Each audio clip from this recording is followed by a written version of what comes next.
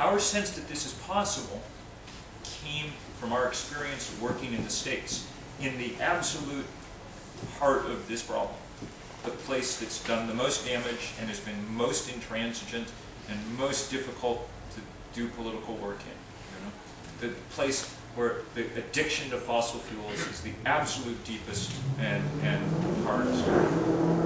2 years ago, a small crew of us, myself and 6 university students, somewhat quixotically launched this set of rallies. In fact, we first did it in my small state in Vermont, a state of about 600,000 people, and we had a very effective march across the state, and it was enough to get our political leaders involved. And we decided to see if we could do this across the country, you know.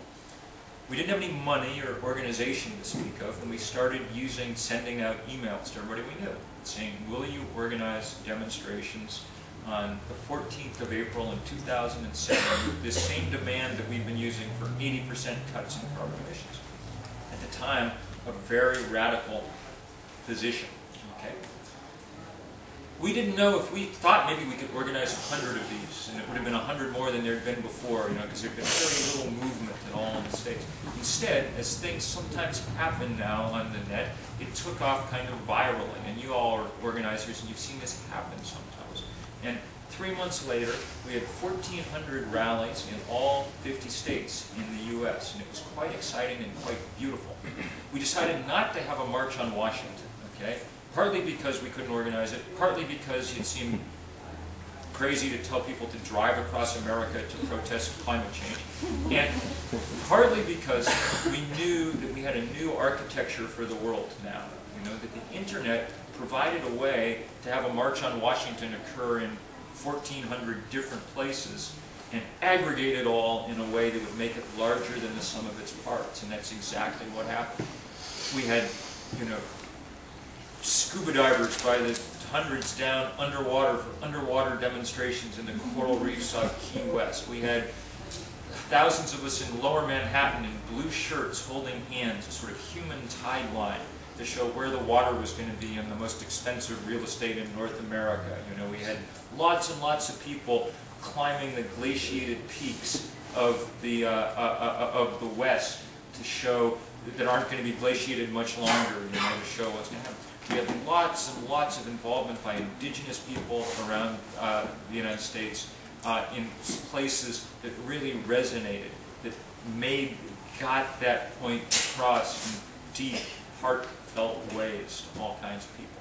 3 days later, Barack Obama and Hillary Clinton, both running for president, changed their energy and environment platforms dramatically and adopted our goal of 80% cuts. Okay? Which we were feeling quite smug about all this, it must be said, until the Arctic then started melting, and we figured out we got to try to do this on a global scale. You know, how are we going to make this happen? And that's what we're trying to do now.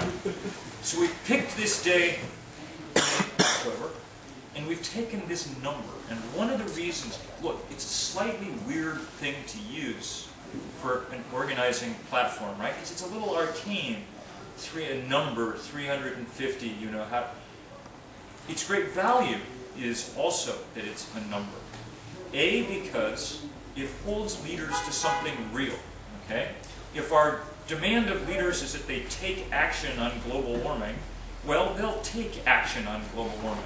They're not going to get 180 world leaders in a room in Copenhagen and do nothing. They'll do something, okay? The question is, will they do anything close to enough? And the probability at the moment is that they won't. If we can get this number out there, this number that represents real urgency and alarm, then we can change the psychological bar for those talks and at least nudge them firmly in the direction of the science. It's also useful because it turns out to be that when you're trying to, the reason that people don't try to organize the whole globe is in part because everybody around the world insists on speaking different languages, okay? And it's very difficult to do anything. Our website's in 12 languages now. Believe me, it's hard enough to maintain as it is. But picking a sort of slogan or something's almost impossible. But Arabic numerals translate across cultures, languages, economic divides, everything else, provide a kind of starting place. So, on October 24th, there are going to be thousands and thousands of these actions, we hope. We're confident. We opened the website, sent out the call for actions about 10 days ago. We've already got 600 or so in 50 countries. There'll be thousands when that happens. And if we do it right, there'll be actions of the kind that'll be on the front page of every single newspaper in the world the next day. There'll be montages of images across, newscasts and whatever else. We'll make the most important number in the world the most well-known the next day, and that will help drive this whole thing into a different gear, into a different place than where it's been before.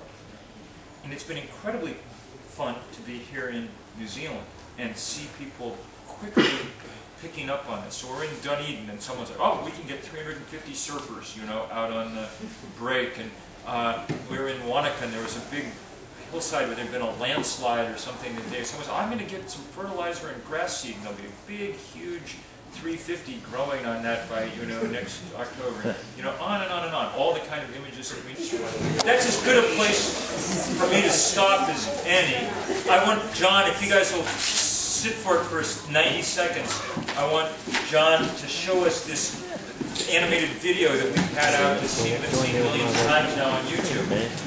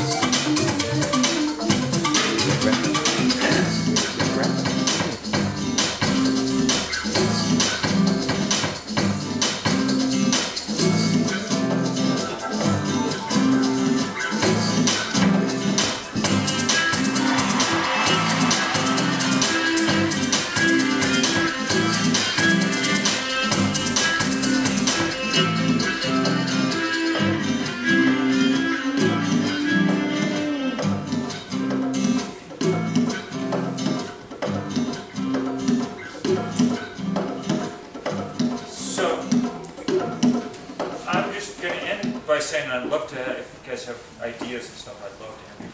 I'm just going to end by saying, on October 24th, John and I will be in New York.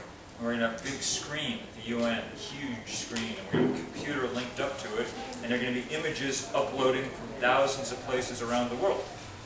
But it's struck us hard on the course of this trip that the very first of those images are going to come from New Zealand. And you guys have to figure out how to light the fuse that kind of makes this thing really go off with a bang around the world. It's an important part. New Zealand is a small place. By itself, it can't, solve climate change. But it can play an enormous political and symbolic role in helping push the biggest players to do what needs to be done. And along with all the incredibly good local and national and regional things that you guys are involved in, the very practical ones, I think it's extremely practical also to take a little time and a little effort to also participate in something that has the chance of exerting leverage at the very top of this problem and pushing it in the direction it needs to go. So thank you enormously for helping out in advance and for all you do all the time. And is it all right? Do we have a moment to just for questions and ideas from parents today.